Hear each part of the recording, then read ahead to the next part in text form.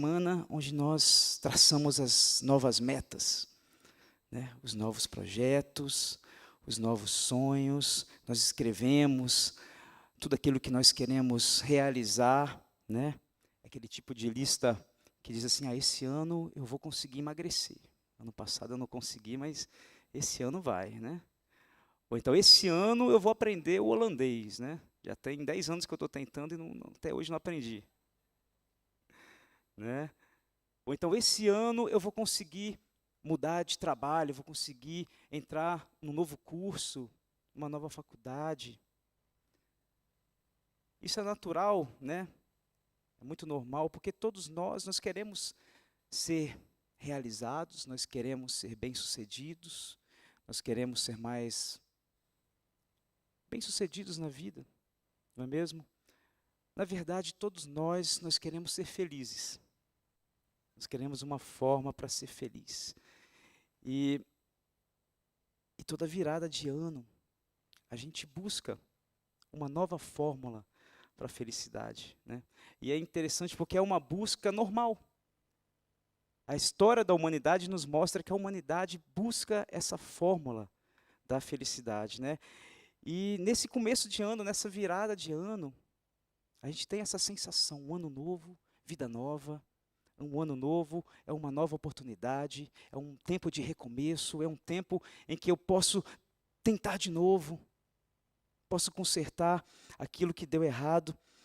E aí, a gente que gosta de mexer ali nas redes sociais, exatamente nessa semana, a gente se depara com um monte daqueles influenciadores digitais, né, trazendo várias listas, como ser feliz esse ano, né? E aí, eles fazem aqueles vídeos bonitos e você se emociona e você se sente tocado e fala, nossa, isso faz sentido para mim, essas palavras fazem sentido para mim. E aí no final do vídeo aparece lá uma mensagem, se você quer ser feliz esse ano, clique aqui nesse botão e compre o meu curso online, porque eu vou te ensinar a ser feliz esse ano.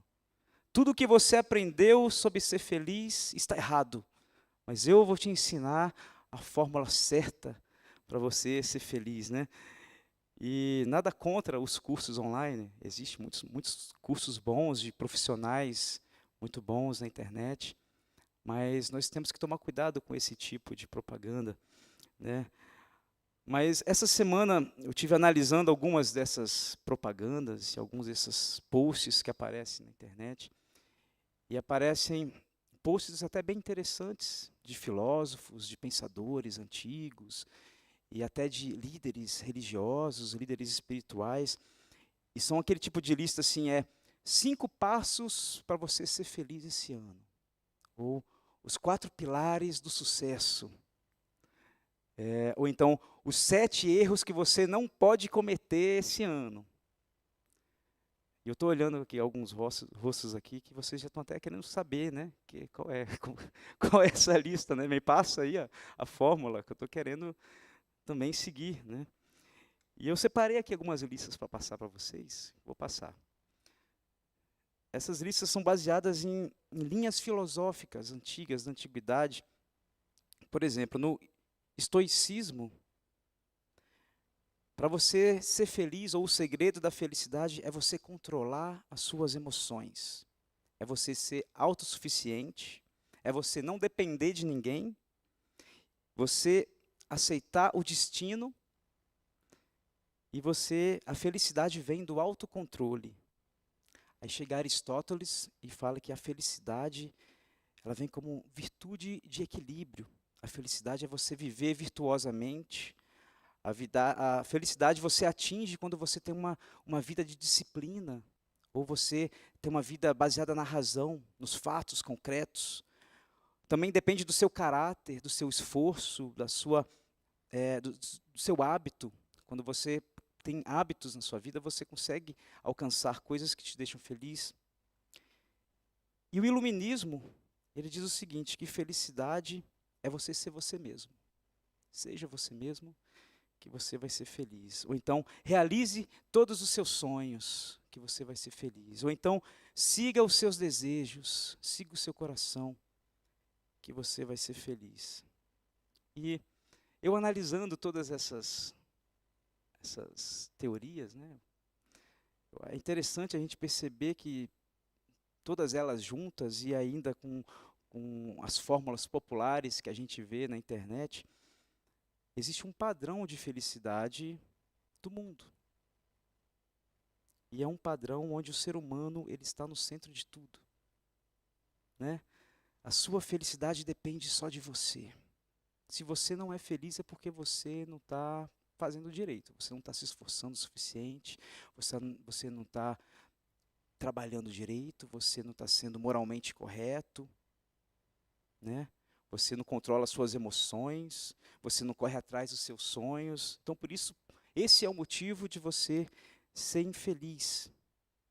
E é claro que isso tudo é muito bonito na teoria, né?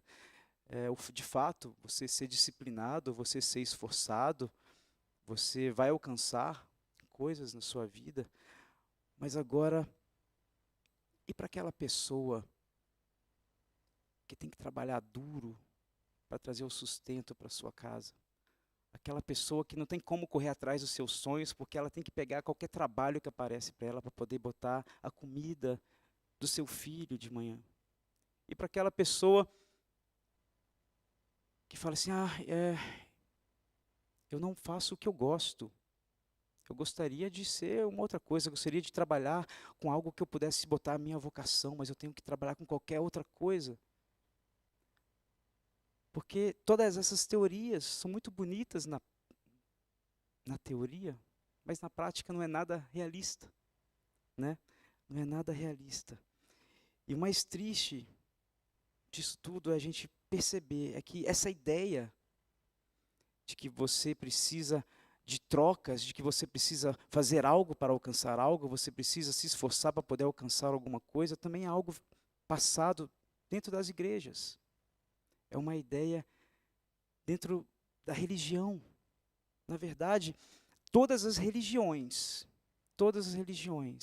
você só vai alcançar a salvação, ou você só vai alcançar bênçãos, ou você só vai alcançar o paraíso na vida pós-morte se você oferecer sacrifícios, se você cumprir o ritual, se você cumprir a doutrina daquela religião.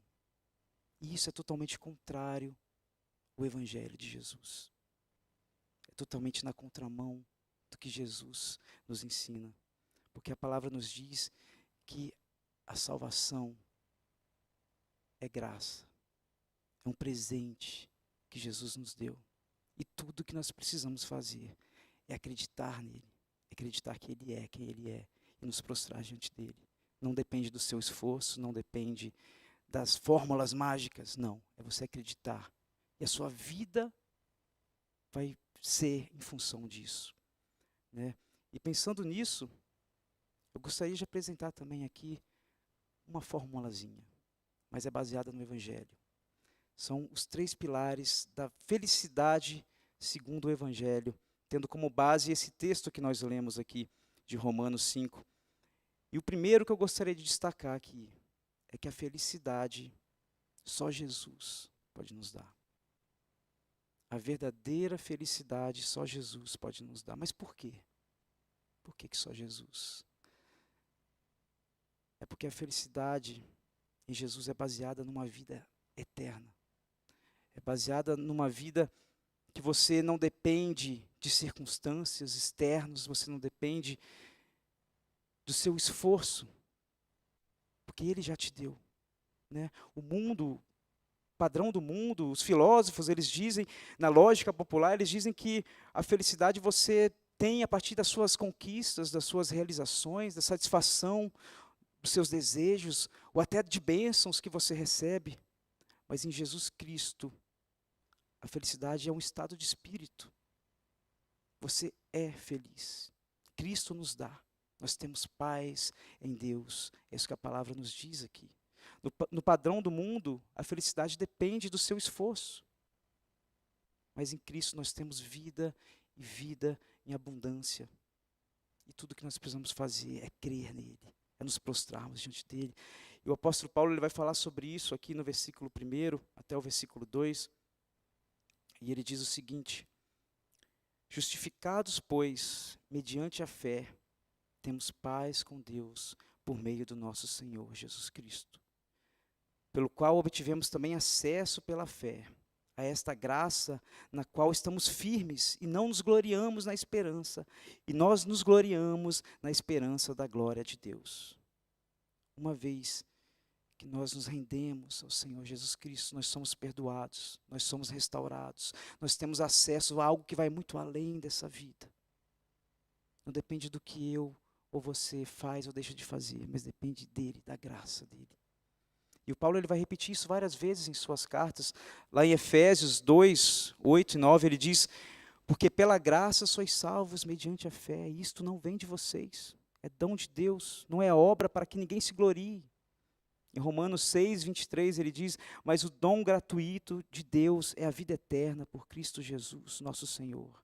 Lá em Tito 3, 5, ele diz: ele nos salvou não por obras de justiça praticadas por nós, mas segundo a sua misericórdia.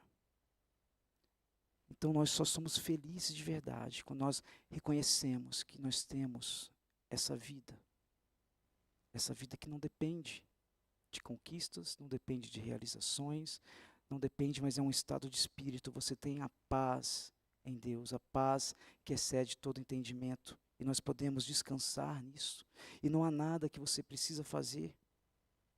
E quando nós reconhecemos isso, isso é maravilhoso. Isso é maravilhoso, porque tira todo o peso.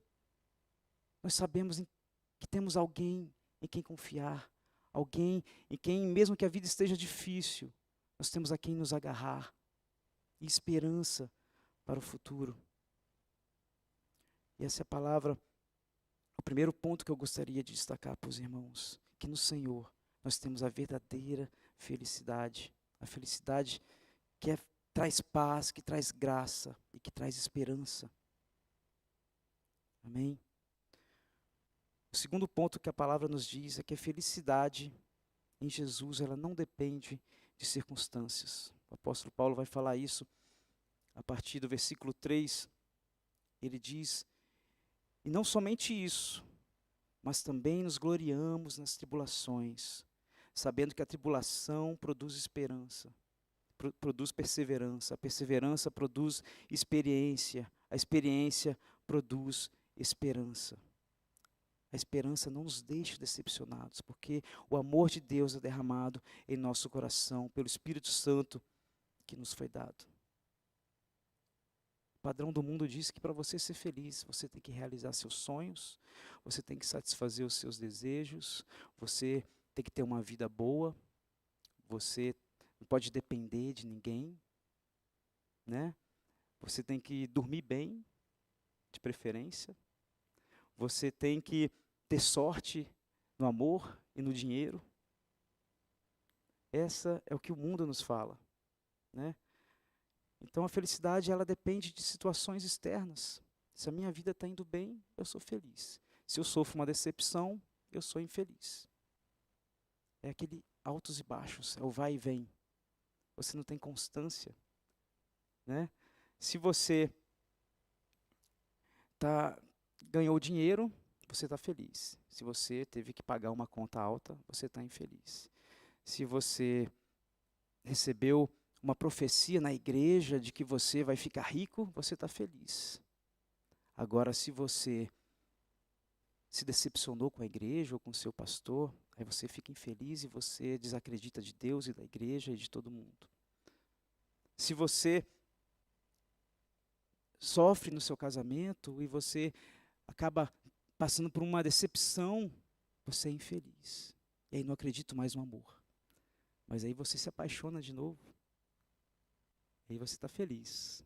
Acredito no amor de novo. Né? Então, o mundo parece uma piada, parece uma brincadeira, mas se você olhar, o mundo gira em torno disso. O mundo gira em altos e baixos. Os nossos sentimentos são baseados, o sentimento das pessoas que não têm Jesus é baseado nisso, em circunstâncias. Né? Não existe constância, não existe equilíbrio, não existe luta, não existe perseverança. E o que o apóstolo Paulo nos fala aqui vai totalmente ao contrário disso. Ele diz que a felicidade em Jesus ela é aquela que cria perseverança em meio às tribulações. Em meio às tribulações, sabendo que a tribulação produz perseverança. A perseverança produz experiência. A experiência produz esperança. Em Jesus, nós nos alegramos quando nós temos bênçãos, quando as promessas do Senhor se cumprem em nossas vidas, mas também nós nos alegramos quando nós passamos por dias difíceis. Nós nos alegramos quando nós não conseguimos ver solução para os nossos problemas, porque nós entendemos ali uma oportunidade de fortalecermos a nossa fé, de nós crescermos, de moldarmos o nosso caráter, de criarmos perseverança.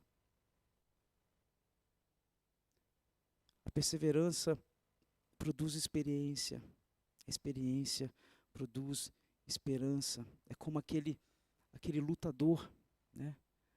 Um lutador, para ele chegar a ser um campeão, ele tem que tomar muita porrada, ele tem que treinar, ele tem que cair muitas vezes. E é caindo que ele consegue criar resistência, é caindo que ele consegue descobrir as táticas e as maneiras de se defender. E assim somos nós, quando nós entendemos que a nossa vida está baseada na felicidade de Jesus. A gente não se deixa abater, porque a nossa felicidade não depende de circunstâncias favoráveis, mas depende simplesmente do Senhor, porque nós temos a esperança de que Ele pode nos suprir, seja no presente, seja no futuro. Nós sabemos que Ele cuida de cada momento da nossa vida. Ele diz aqui, a esperança não nos deixa decepcionados, porque o amor de Deus é derramado em nosso coração pelo Espírito que nos foi dado. E quando nós falamos em esperança, segundo o Evangelho, segundo a palavra de Deus, nós podemos ver que é uma esperança que não depende de situações. A palavra de Deus, ela é ancorada no passado, ela é ancorada em tudo aquilo que o Senhor já fez na nossa vida. É uma certeza ancorada no nosso coração. É uma esperança que não é um pensamento positivo, não é um otimismo, não é aquele tipo de ideia, vai dar tudo certo. Não, vai ficar tudo bem. Vou só ter esperança.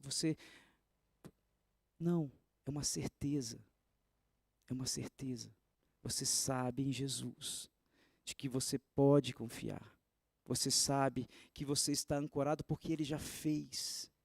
Porque a morte de Jesus na cruz nos dá esperança para nós vivermos aqui, agora e a eternidade. Ele também nos dá força para nós vivermos o presente, para nós aprendermos com as lutas e não fugir dela. E Ele aponta para o futuro. É uma esperança que aponta para o futuro, na restauração final de todos os tempos. Nós sabemos que em Cristo nós podemos viver a eternidade ao lado do nosso Senhor. Amém? E o terceiro ponto que eu gostaria de destacar aqui é que a felicidade em Jesus é baseada em amor. Aqui a partir do versículo 6, ele diz o seguinte: porque Cristo, quando nós ainda éramos fracos, morreu a seu tempo pelos ímpios. Dificilmente alguém morreria por um justo, embora por uma pessoa boa talvez tenham coragem para morrer. Mas Deus prova o seu amor para conosco pelo fato de ter morrido por nós quando ainda éramos pecadores. Jesus entregou a sua vida por mim e por você. Você morreria por alguém que você não conhece?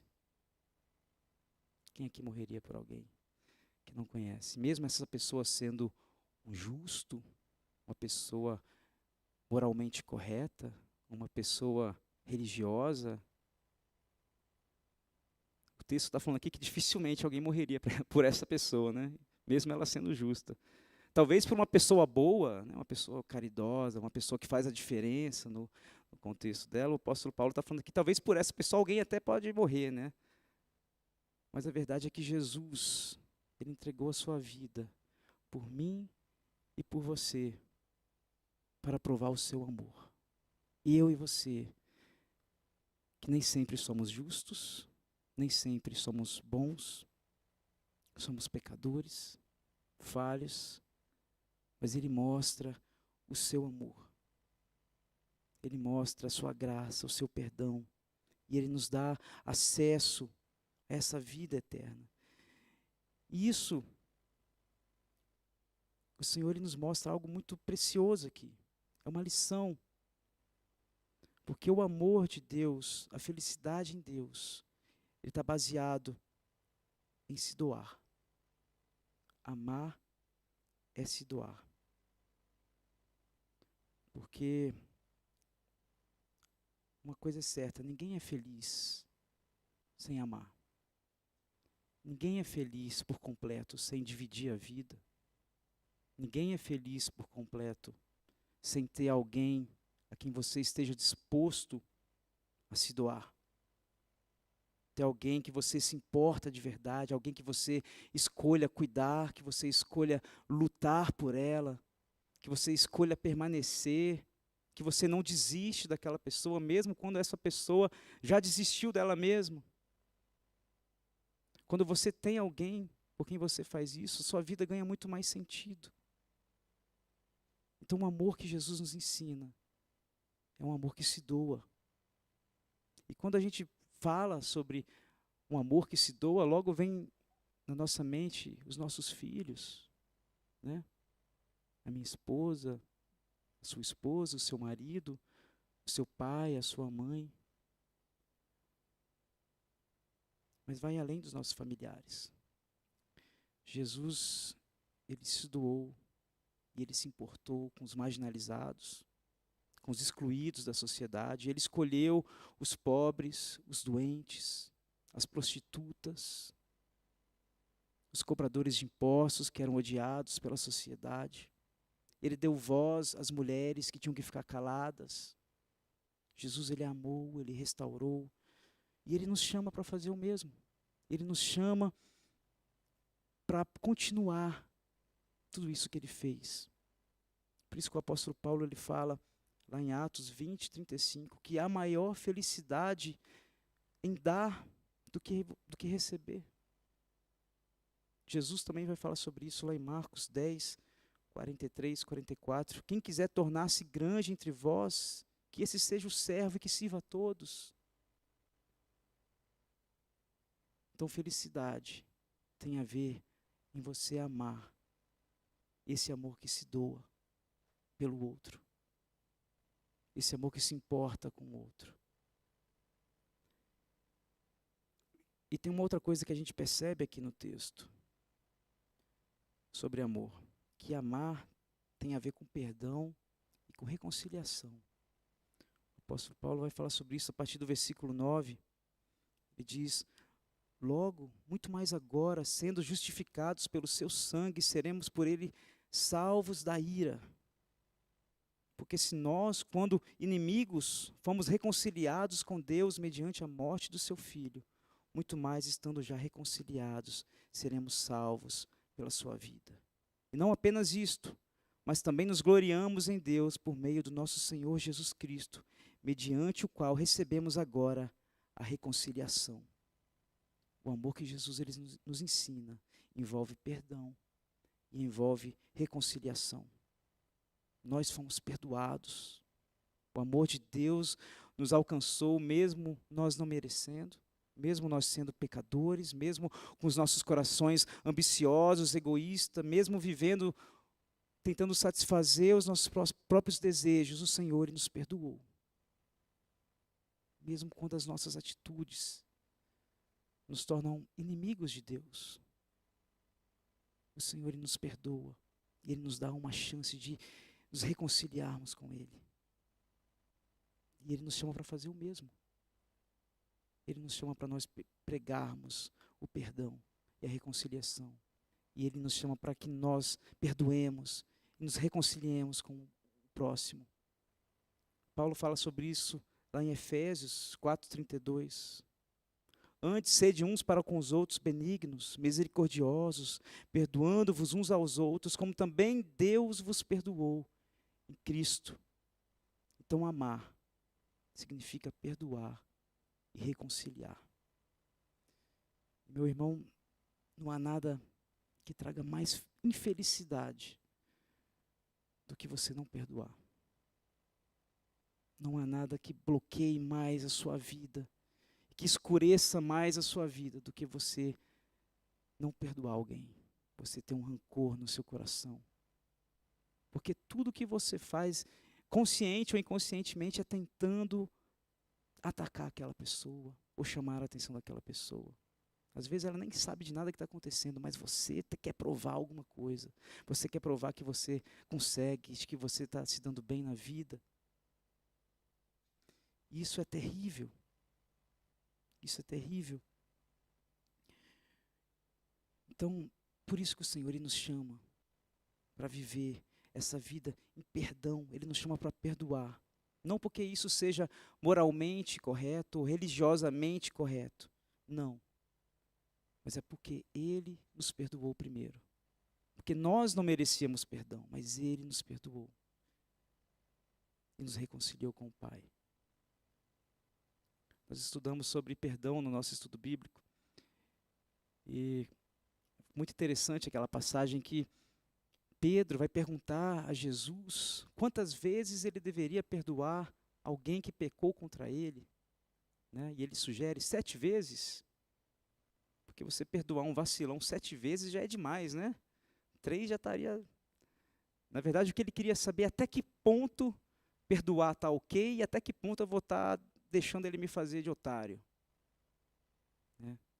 E Jesus responde para ele, eu não te digo 7 vezes, mas 70 vezes 7.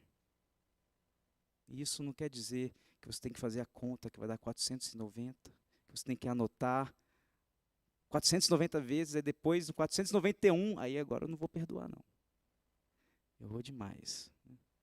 Não. O que Jesus está querendo dizer com isso é que nós não merecíamos perdão.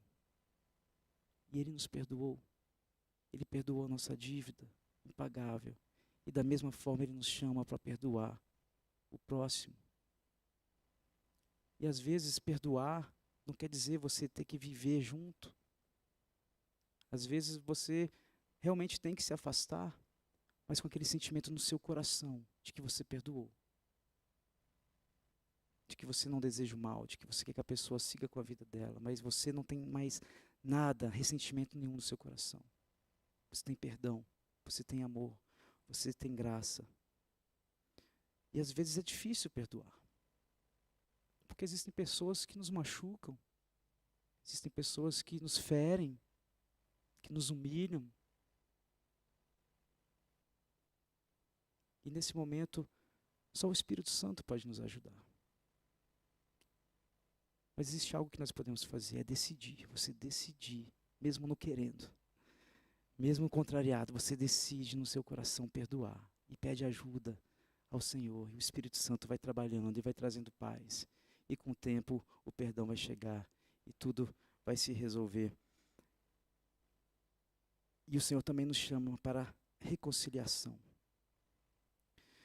Para nós nos reconciliarmos, para nós vivermos em paz com nós mesmos e com o nosso próximo. Então, meu irmão, isso é algo muito, muito precioso, porque não há nada mais libertador do que você começar um ano com o perdão no seu coração. Você começar o ano livre de ressentimentos. Você começar o ano com a sua consciência limpa, tranquila diante de Deus e dos homens. E com o coração puro para tudo aquilo que o Senhor tem para nos fazer. Então a felicidade que Jesus nos mostra aqui tem a ver com o amor que se doa, que perdoa e que busca a reconciliação. Amém? Para concluir, irmãos, o que eu posso dizer para vocês, nesse ano eu poderia vir aqui e trazer fórmulas, né? Faça isso, faça aquilo, para você ser feliz esse ano. E o que eu posso dizer é que você tenha as suas metas, tenha os seus planos, escreva os seus sonhos, tudo aquilo que você quer alcançar, se esforce para alcançá-los, estude, trabalhe, cuide da sua saúde, Tudo isso é muito importante, muito importante. Mas eu quero te falar uma coisa. Tenha Jesus no centro da sua vida. Não há nada mais importante do que ter Jesus no centro da sua vida. Toda conquista, toda realização, todo o dinheiro, toda a satisfação que você tiver, não vai valer de nada. E não se compara à felicidade que é você ter Jesus como fonte de felicidade da sua vida. Então, meu irmão, coloque a sua vida diante de Cristo. Se prostre diante da cruz de Cristo. Porque não há nada que pode trazer mais felicidade do que saber que nele nós temos vida e vida em abundância. Que nele nós somos perdoados, reconciliados.